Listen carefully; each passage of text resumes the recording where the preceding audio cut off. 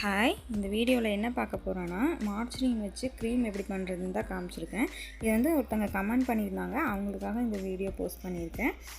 இது வரைக்கும் சப்ஸ்கிரைப் பண்ணவங்களுக்கு ரொம்ப ரொம்ப தேங்க்ஸ். இந்த எப்படி பண்ணுறதுன்னு பார்க்கலாம் வாங்க.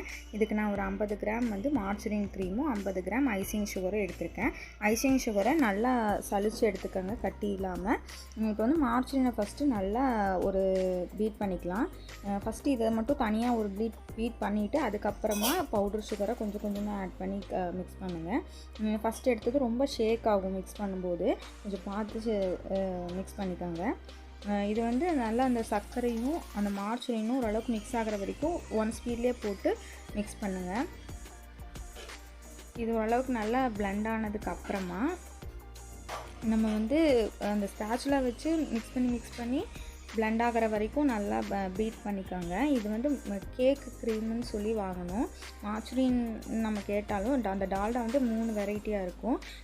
பிஸ்கெட்டுக்கு, அப்புறம் கேக்குக்கு போடுறது, அப்புறம் சமோசா அதுக்கெல்லாம் போடுறது, அந்த பப்ஸ் அதுக்கு போடுறது, அதெல்லாம் இருக்குது. அதனால் நீங்கள் கேக்குக்கு போடுற டால்டான்னு கேட்டிங்கன்னா தருவாங்க பேக்கிங் ஷாப்பில்.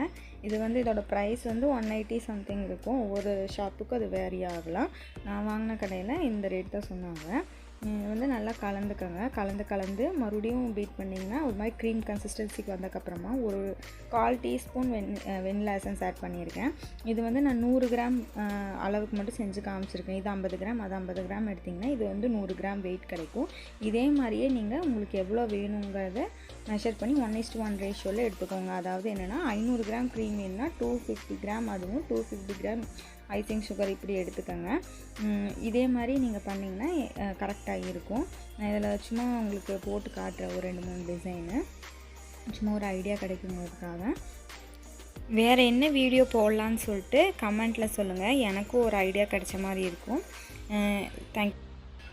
இந்த வீடியோ உங்களுக்கு யூஸ்ஃபுல்லாக இருந்ததுன்னா எங்கள் சேனலை சப்ஸ்கிரைப் பண்ணி சப்போர்ட் பண்ணுங்கள்.